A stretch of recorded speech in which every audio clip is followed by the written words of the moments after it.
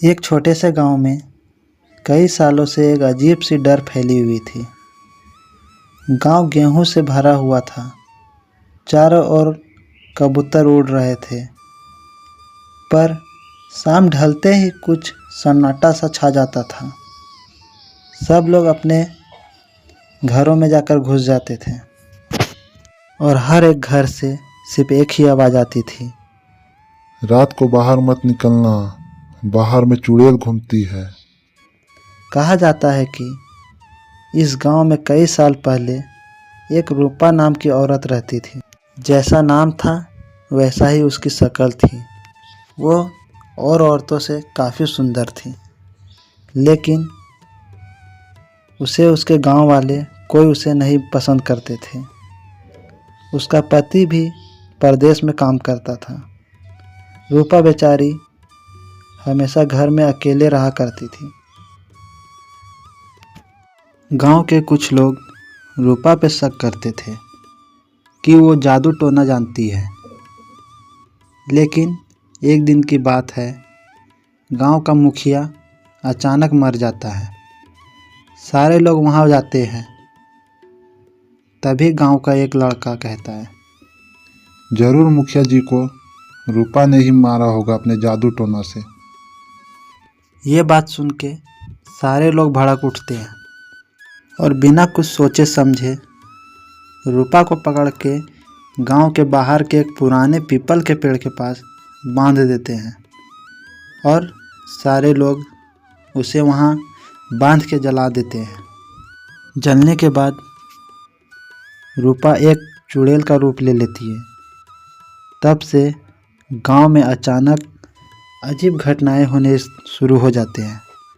किसी के घरों से खाना गायब हो जाता है तो किसी के बकरी मर जाती है। उस दिन से जब भी कोई उस पेड़ के पास जाता तो दूर से ही औरत की आवाज़ आती थी, मुझे क्यों मारा, मैं बेकसूर थी। कई साल बीत गए। रूपा की आत्मा उसी गांव में भटकती रही। गांव वाले भी उस पीपल के पेड़ के पास जाने से डरते थे। रात में कभी कोई पेड़ पास जाता तो कभी वापस नहीं आता था। रूपा के मरने के बाद डर से गांव वालों ने एक नियम बनाया था कि सूरज डूबने के बाद कोई भी अपने घर से बाहर नहीं निकलेगा। लेकिन कुछ लड़के परदेश से काम करके गांव लौटे थे। उन्होंने गांव की सारी कहानी सुनी। उसमें से एक राजू बहुत ही जिद्दी था। वो किसी से नहीं डरता था और गांव वालों से कहता है, कोई चुड़ैल नहीं होती है, मैं जाकर देखता हूँ। अगर कुछ मुझे हुआ तो मान लूँगा कि चुड़ैल होती है। सबने मना किया पर राजू नहीं माना। रात के 12 बज रहे थे। राजू अपने दोस्त मोहन और करण के साथ निकल पड़ा। रात ज़्यादा काली थी क्योंकि आसमान में बादल छाए थे। तीनों पैदल चलते चलते पीपल के पेड़ के पास पहुँचे। पेड़ बहुत पुराना था, जिसके कारण उसकी शाखाएं नीचे तक झुकी थी। वहां पहुंचते ही तीनों को एक सफ़ेद साड़ी लटकती हुई दिखी। तभी मोहन डरते हुए कहता है, ये कपड़ा किसका है? तभी राजू कहता है, शायद किसी ने हमें डराने के लिए मजाक किया हो। तभी उसी वक्त पेड़ के पीछे से हवा के साथ साथ चुड़ैल की हंसने की आवाज़ उनकी ओर आने लगती है।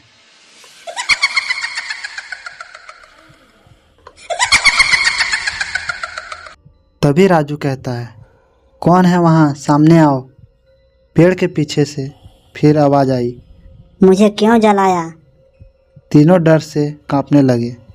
तभी अचानक एक ऊपर से साया नीचे आया।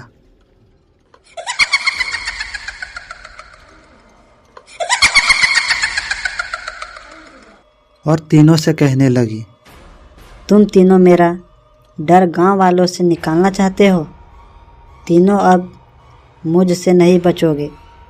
तीनों चिल्लाते चिल्लाते भागने लगे। बचाओ बचाओ।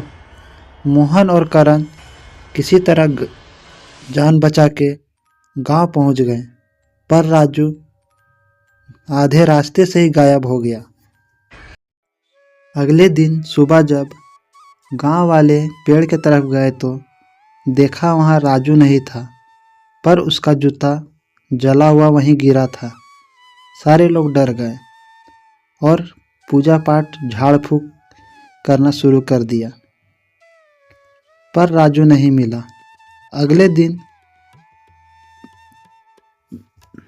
अगले 3 दिनों के बाद राजू को कोई गांव वाले तालाब के पास छोड़कर चला गया था। तभी मोहन ने राजू को तालाब के पास देखा। राजू बहुत कमज़ोर लग रहा था। तभी मोहन ने कहा, राजू, तुम कहाँ थे? इतने दिनों से हम लोग तुम्हें ढूंढ रहे हैं। आखिर तुम चले कहाँ गए थे?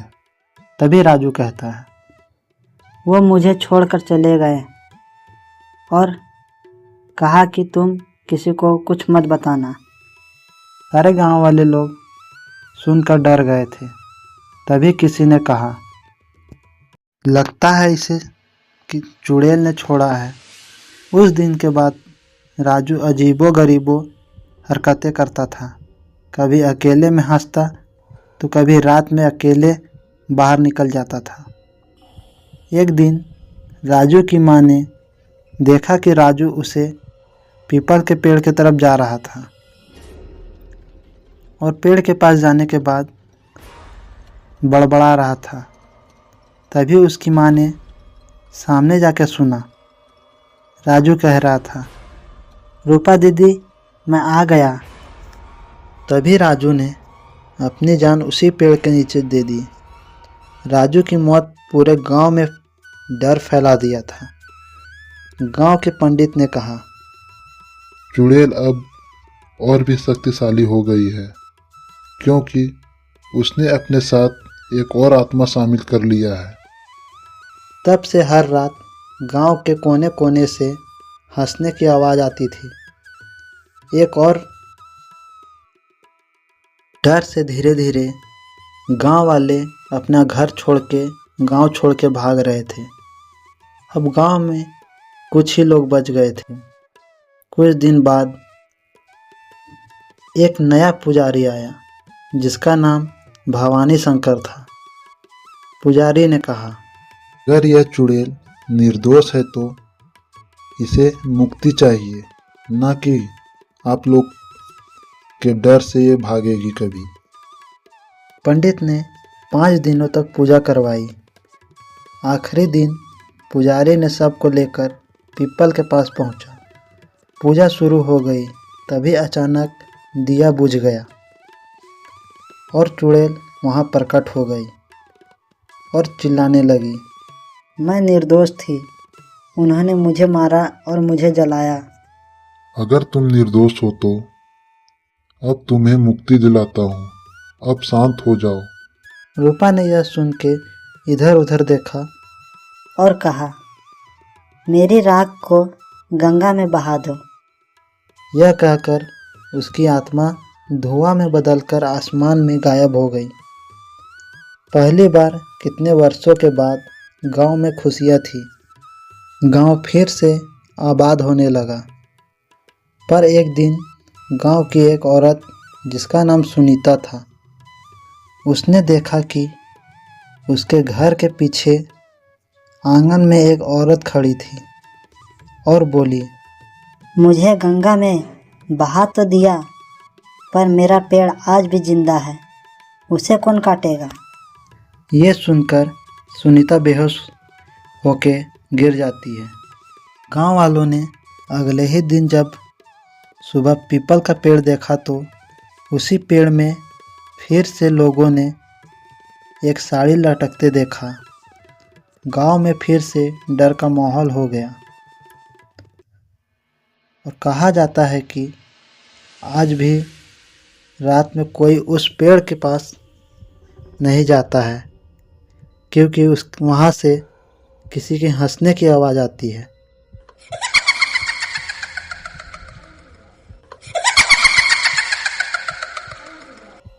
और कहती है, कभी बेगुनाह को मत मारना।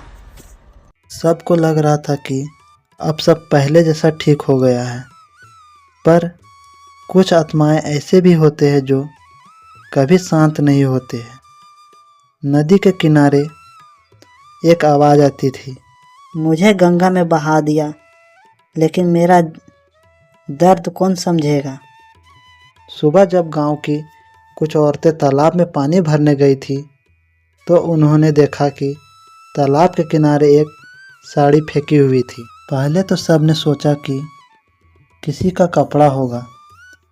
देखते देखते साड़ी से खून निकलने लगा। सारी औरतें डर से भागने लगी। गांव में जो पंडित ने रूपा की आत्मा को शांति दिलाई थी उसे बुलाया गया। पंडित साड़ी देखकर कहता है, ये तो वही साड़ी है जो रूपा के शरीर पर था। सारे लोग डर गए और कहने लगे, चुड़ैल फिर से लौट आई है। अब हम लोगों का क्या होगा। अब हम लोगों में से कोई भी नहीं बच पाएगा। उसी रात बारिश शुरू हो गई। सुनीता, जिसने चुड़ैल को सबसे पहले देखी थी, अपने घर में अपने पति के साथ सो रही थी। आधी रात में उसकी नींद खुली और देखा कि दरवाज़ा खुला है। तभी वह दरवाज़ा लगाने के लिए गई तो उसने आंगन में देखा कि बारिश में चुड़ैल भीगते हुए उसकी ओर आ रही थी। तभी चुड़ैल ने कहा, मेरा पेड़ जिंदा है, उसे काटो। सुनीता चिल्लाई, बचाओ बचाओ। तभी उसका पति उठ जाता है और तुरंत दरवाज़ा बंद करने के लिए भागा। बाहर में देखा कोई नहीं था। सुबह जब लोगों ने पूछा तो सुनीता ने कहा, रूपा की आत्मा आज भी घूमती है और कहती है कि उसका पेड़ आज भी जिंदा है। तभी पंडित ने कहा, रूपा की आत्मा को अभी शांति नहीं मिली है, क्योंकि उसका पेड़ आज भी जीवित है और रूपा की आत्मा इसी पेड़ में बसा हुआ है। तभी गांव वाले कहते हैं, तो उस पेड़ को काट देते हैं। पंडित ने चेतावनी दी, जो भी उस पेड़ को काटेगा उसका मरना निश्चिंत है। पर गांव वालों में डर से ज़्यादा अब गुस्सा था और एक आदमी कहता है, मैं काटूंगा पेड़ को, देखता हूँ कौन मुझे रोकेगा। जैसे ही वह पेड़ काटता है तो उस कटे हुए पेड़ से चुड़ैल निकलती है और कहने लगी, तुमने मुझे मुक्ति दी है, पर न्याय नहीं मिला है मुझे। तभी उसने कहा, क्या चाहती हो तुम? चुड़ैल ने कहा, जिसने मुझे फंसाया कि मैं मुखिया की जान ली हूँ, वो आज भी जिंदा है। जब तक उसका अंत नहीं होता मैं यहाँ से कभी नहीं जाने वाली। तभी सारे गांव वाले वहां पहुंचे। उसमें से एक रामू काका सामने आकर अपना दिमाग लगाया और कहा, देखो रूपा बेटी, तुम पर आरोप मुखिया ने ही लगाया था। उसी ने मरने से पहले ये बात हम लोगों को बताई थी, क्योंकि वो तुम्हारी जमीन लेना चाहता था, पर अब तो वो भी मर गया है। अब तो तुम चली जाओ।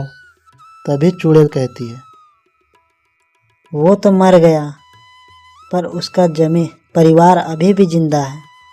उस दिन से चुड़ैल मुखिया के हर एक परिवार को एक एक करके मार दिया और गांव वालों से कहा, अब मुझे शांति मिलेगी, मैं अब जा रही हूँ। इसलिए कहा जाता है, कभी भी किसी की बात सुनकर किसी पे आरोप नहीं लगाना चाहिए। सारी सच्चाई पता कर लेनी चाहिए। वीडियो अच्छा लगा तो वीडियो को लाइक करके चैनल को सब्सक्राइब कर दीजिए, ताकि मेरे नए वीडियो सबसे पहले आप तक पहुँचे। धन्यवाद।